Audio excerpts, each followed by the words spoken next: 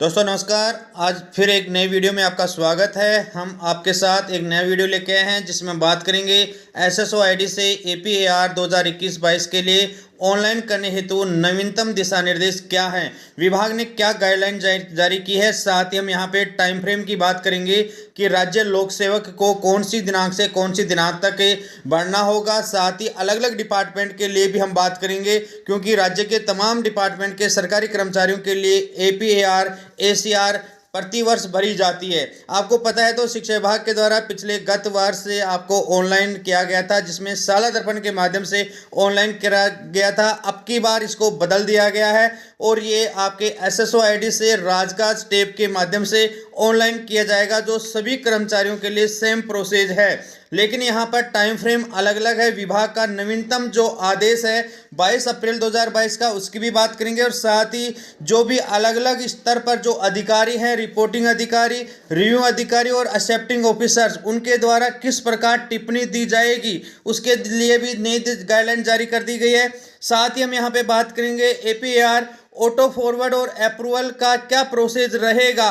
तो वीडियो को अंत तक जरूर देखें और अभी तक चैनल को सब्सक्राइब नहीं किया है दोस्तों, चैनल को जरूर सब्सक्राइब कर लें। हमने ऑनलाइन एपीआर करने का एक अलग से वीडियो बना दिया गया है, आप चैनल को सब्सक्राइब करके रखें और वो वीडियो आप जरूर देख लें, जिसका लिंक इस वीडियो के डिस्क्रिप्शन बॉक्स में मिल जाएगा।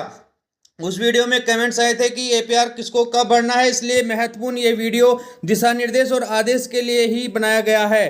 तो हम सबसे पहले बात करते हैं जो सबसे पहले आदेश जारी किया गया था 30 मार्च 2022 को, जिसमें कहा गया था कि राज्य सेवा में समस्त अधिकारी और कर्मचारियों के द्वारा कार्य मूल्यांकन प्रतिवेदन राजकाज के सॉफ्टवेयर द्वारा ऑनलाइन भरा जाएगा।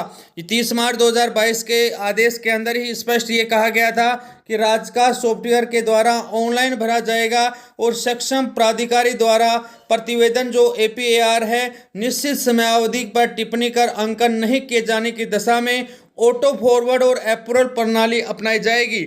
इसका तात्पर्य यह है कि यदि एक माह का समय दिया गया है रिपोर्टिंग अधिकारी को और वह उसको अप्रूवल नहीं करता है तो ब्लैंक ही ऑटोमेटिक ऑटो फॉरवर्ड हो जाएगा। तो विशेष रूप से टाइम फ्रेम के ऊपर जरूर ध्यान रखें। और साथ ही यहाँ पर यह भी कहा गया है कि एपीआर मॉड्यूल में सेवाओं के कार्य मूल्यांकन प्रतिवेदन के अनुरूप में चैनल के अनुसार प्रतिवेदक, समीक्षक और स्वीकारकर्ता जो एक्सेप्टिंग ऑफिसर होता है नियत करेंगे और प्रतिवेदन चैनल के अनुसार पूर्ण कर अगले स्तर को अग्रेसित करेंगे, जिसके द्वारा प्रतिवेदक टिप्पणी करके अग्रेसित किया जाएगा। यहाँ पर ऑटो फॉरवर्ड और अप्रूवल प्रणाली पहली बार लगाई गई है, जिसके द्वारा समय पूरा होने पर यह टिप्पणी और ग्रेडिंग बिना दिए ही आगे फॉरवर्ड हो जाएगा। तो विशेष प्रकार से इस चीज़ का ध्यान रखना होगा।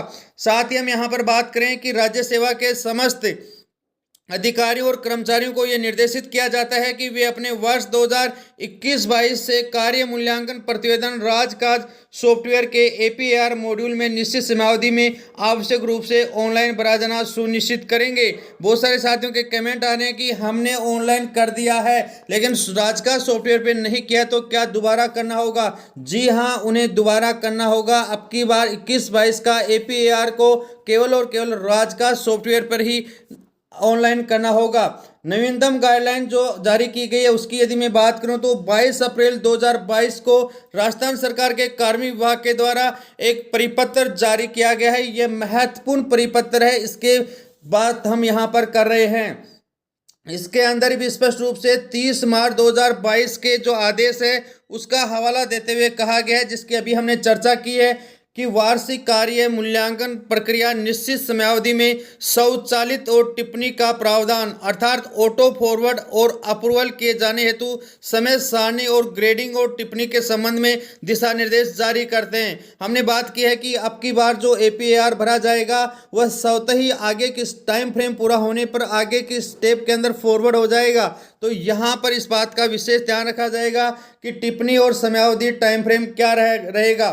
यदि आप बात करें कि प्रतिवेदित रिपोर्टी वो होता है जो स्वयं अपने लोक सेवक होता है, राज्य सेवक होता है, जो अपनी एसीआर को ऑनलाइन करता है, द्वारा निर्धारित समयावधि में ऑनलाइन प्रतिवेदन प्रस्तुत कर दिया है तथा निर्धारित चैनल अनुसार बिना किसी अधिकारी की ग्रेडिंग और टिप्पणी अंकित किए हुए स्वचालित ऑटो फॉरवर्ड और अप्रूवल होकर प्रशासनिक विभाग को प्राप्त होने पर पिछले 3 वर्षों की एसीआर ग्रेडिंग के आधार पर ग्रेडिंग की जाएगी। इसका तात्पर्य यह है कि यदि यहाँ पर रिपोर्ट ही ने ऑनलाइन कर दिया गया है और उसके आगे के अधिकारियों ने उनको टिप्पणी नहीं की है तो ऑटो फॉरवर्ड हो गया है, तो उसमें किस प्रकार ऑटोमेटिक इसके अंदर टिप्पणी दी जाएगी। 3 वर्षों की एसीआर ग्रेडिंग समान होने पर गत वर्षों की ग्रेडिंग ही उस वर्ष की ग्रेडिंग मानी जाएगी। गत 3 वर्षों की एसीआर ग्रेडिंग में विभिन्नता होने पर यदि किन्हीं 2 वर्षों की ग्रेडिंग समान है तो उन 2 वर्षों की ग्रेडिंग ही उस वर्ष की ग्रेडिंग मानी जाएगी। ग्रेडिंग का तात्पर्य है कि लास्ट के अंदर जब रिपोर्टिंग अधिकारी या एक्सेप्टिंग अधिकारी बहुत अच्छा और इस प्रकार सामान्य जो ग्रेड दी जाती है उन ग्रेडिंग के अंदर यहाँ पर बात कही गई है। यदि गत 3 वर्षों की ग्रेडिंग भिन्न है तो उक्त 3 वर्षों में से उच्चतम प्राप्त ग्रेडिंग ही उस वर्ष की ग्रेडिंग मानी जाएगी।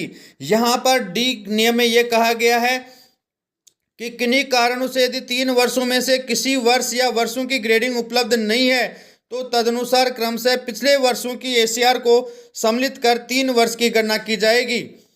यदि सेवा काल 3 वर्ष से कम होने के कारण 3 वर्षों की ग्रेडिंग उपलब्ध नहीं है तो उपलब्ध वर्षों की ग्रेडिंग में से उच्चतम ग्रेडिंग ही उस वर्ष की ग्रेडिंग मानी जाएगी।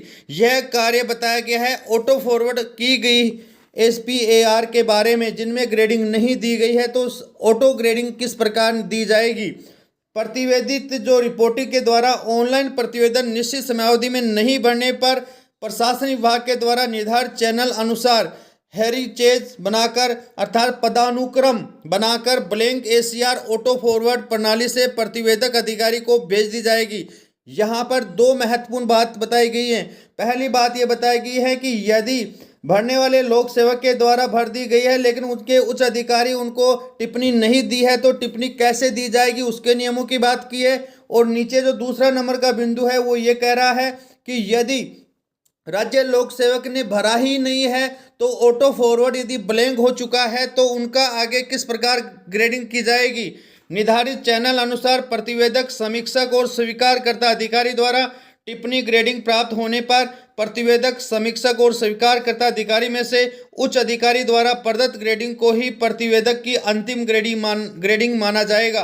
अर्थात यहाँ पर 3 उच्च अधिकारी होते हैं, एक होता है प्रतिवेदक रिपोर्टर अधिकारी, एक होता है एक्सेप्टिंग और एक होता है आपके रिव्यूइंग ऑफिसर। इन तीनों में से जिसने भी उच्चतम जो ग्रेडिंग दी गई है वहां पर प्रदत्त ग्रेडिंग उच्चतर अधिकारी होता है एक्सेप्टिंग अधिकारी, स्वीकारकर्ता अधिकारी। तो इस मामले के अंदर उच्चतम अधिकारी के द्वारा प्राप्त दी गई ग्रेडिंग को ही प्रतिवेदक की अंतिम ग्रेडिंग माना जाएगा। निर्धारित चैनल अनुसार अधिकारी, प्रतिवेदक, समीक्षक और स्वीकारकर्ता द्वारा टिप्पणी ग्रेडिंग नहीं किए जाने पर ऑटो फॉरवर्ड अप्रूवल होकर प्रशासनिक विभाग को मिलने वाली एसीआर को नोट रिसीव अप्राप्त माना जाएगा। तो आप समय रहते हुए ही अपनी एसीआर को ऑनलाइन करेंगे तो ये समय क्या रहेगा इसकी भी हम यहाँ पर बात कर लेते हैं। ऑनलाइन हेरिटेज बनाने के पश्चात heritage confirm APR control and manage कार्मिकों के प्रशासनिक विभाग के द्वारा की जाएगी। ये कैसे किया जाता है इसका मैंने अलग से वीडियो बना दिया है, आप देख सकते हैं।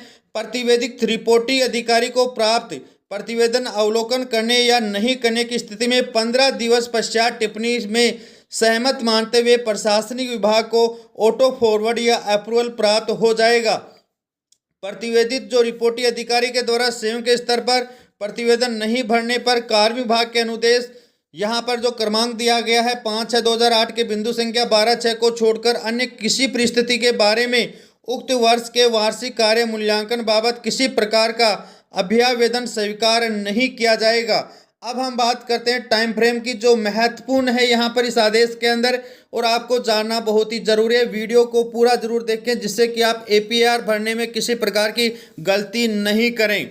राज्य के कर्मचारी अधिकारियों के वार्षिक कार्य मूल्यांकन प्रक्रिया निश्चित समयावधि में ऑटो फॉरवर्ड और अप्रूवल किए जाने हेतु समय सारणी निम्न प्रकार रहेगी।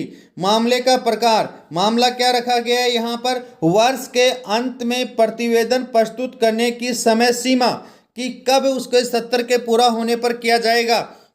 यहाँ पर प्रतिवेदित अधिकारी के द्वारा, प्रतिवेदित अधिकारी का मतलब है स्वयं राज्य लोक सेवक जो स्वयं अपनी भरता है।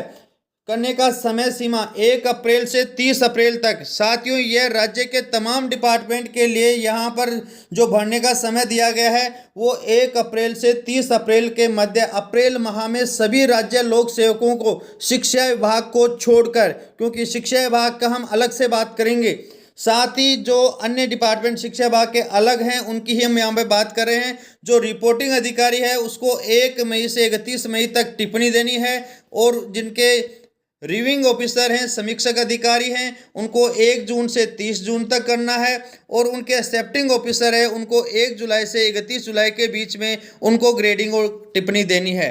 ये है मामला आपके शिक्षा विभाग के अलावा प्रत्येक राज्य कर्मचारी के लिए।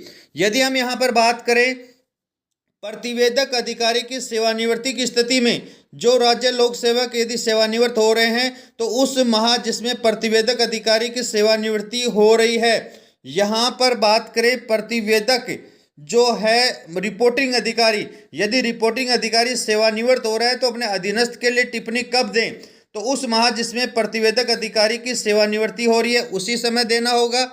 और ये सारे के सारे तीनों के लिए सेम ही है। प्रतिवेदक अधिकारी के सेवानिवृत्ति से पूर्व, प्रतिवेदन प्राप्त होने के 30 दिवस और प्रतिवेदन प्राप्त होने से 30 दिवस। साथ ही यदि हम यहाँ पे बात करें कि प्रतिवेदक अधिकारी के स्थानांतरण होने की स्थिति में क्या है, तो प्रतिवेदक अधिकारी के कार्य मुक्त होने के साथ ही प्रतिवेदन प्रस्तुत करना होगा, और प्रतिवेदक प्राप्त होने से 30 दिन के अंदर रिपोर्टिंग को करना होगा, और रिसीव को यहाँ पर 30 दिन के अंदर करना होगा। लेकिन यदि हम बात करें प्रतिवेदी के स्थानांतरण होने की स्थिति में, यदि यहाँ पर जो राज्य लोक सेवक है जो सेवा भर रहा है वो यदि कार्य मुक्त हो रहा है स्थानांतरण के कारण, तो कार्य मुक्त होने के साथ ही प्रतिवेदन प्रस्तुत करना होगा। जिस स्कूल से या जिस डिपार्टमेंट से, जिस कार्यालय से यदि ट्रांसफर हो रहा है तो अपना जो प्रतिवेदन है एशिया राजकाज की साइट के ऊपर कार्य मुक्त होने के साथ ही ऑनलाइन करना होगा, और यहाँ पर प्रतिवेदन प्राप्त होने के 30 दिन के अंदर आगे की स्थिति रहेगी, जिनके द्वारा आगे के उच्च अधिकारी उस पर टिप्पणी देकर आगे फॉरवर्ड करेंगे। शिक्षा विभाग के कर्मचारी और अधिकारियों के लिए प्रतिवेदनों की समय सारणी है वो अलग से दी गई है, जिसकी हम यहाँ पर बात कर रहे हैं। शिक्षा विभाग में प्रतिवेदनों की समय सारणी में 1 जुलाई से 31 जुलाई तक, अर्थात प्रत्येक शिक्षा विभाग के अध्यापक, वरिष्ठ अध्यापक, व्याख्याता, संस्था प्रधान, प्रिंसिपल्स और उच्च अधिकारी जो भी शिक्षा विभाग या अन्य विभाग डायरेक्टर या अन्य शिक्षा संकुल जो भी जहां भी शिक्षा विभाग में लगे हुए हैं, उन सबको अपने APAR को यहाँ पर 1 जुलाई से 31 जुलाई तक राजकाज की SSO ID पर टैब में ऑनलाइन करना होगा। और इनके रिपोर्टिंग जो अधिकारी हैं वो 1 अगस्त से 31 अगस्त तक उनको टिप्पणी करेंगे। इनके रिव्यू ऑफिसर हैं 1 सितंबर से 30 सितंबर तक करेंगे, और इनके जो एक्सेप्टिंग ऑफिसर हैं जैसे JDO डायरेक्टर सर, ये 1 अक्टूबर से 31 अक्टूबर तक इनके ऊपर टिप्पणी और इनको फॉरवर्ड फाइनल करेंगे। तो यह शिक्षा विभाग के लिए यदि आप देख रहे हैं तो अभी आपका 1 जुलाई से 31 जुलाई के बीच में भरा जाएगा, इसलिए आपके रिपोर्टिंग और रिसीविंग ऑफिसर अभी आपके चयन के अंदर ब्लैंक आ रहा है, वो ओपन नहीं हो रहा है।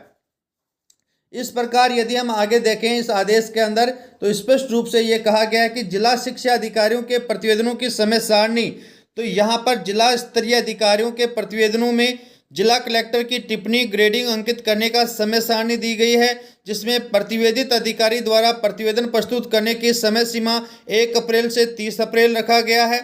प्रतिवेदक के द्वारा ग्रेडिंग देने रिपोर्टिंग अधिकारी 1 मई से 31 मई, और यहाँ पर जो रिसीविंग ऑफिसर है यहाँ पर आप देखें रिव्यू ऑफिसर 1 जून से 30 जून, और रिसीविंग ऑफिसर आपके यहाँ पर 1 जुलाई से 31 जुलाई, और आपके जो स्वीकारकर्ता 1 अगस्त से 31 अगस्त तक, अर्थात अप्रैल, मई, जून, जुलाई और अगस्त, यहाँ इस प्रकार इनको रखा गया है।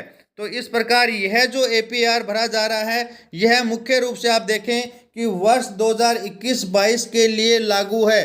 21-22 वर्ष के लिए इसको बनाया गया है, इसको ऑनलाइन करना है। यह आदेश यहाँ पर देखें प्रमुख शासन सचिव के द्वारा 21/4/22 को निकाला गया है, जिसके अंदर स्पष्ट रूप से टाइम फ्रेम के बारे में बताया गया है, जिसकी हमने आपको विस्तृत व्याख्या करते हुए जानकारी उपलब्ध करवाई गई है। यदि जानकारी अच्छी लगी है तो वीडियो को लाइक और शेयर जरूर करें, और वीडियो को अंत तक देखने के लिए बहुत बहुत धन्यवाद। अभी तक चैनल को सब्सक्राइब नहीं किया दोस्तों, चैनल को जरूर सब्सक्राइब कर लें।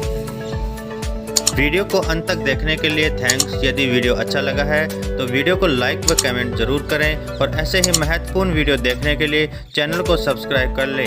यह जानकारी अधिक लोगों तक शेयर जरूर करें।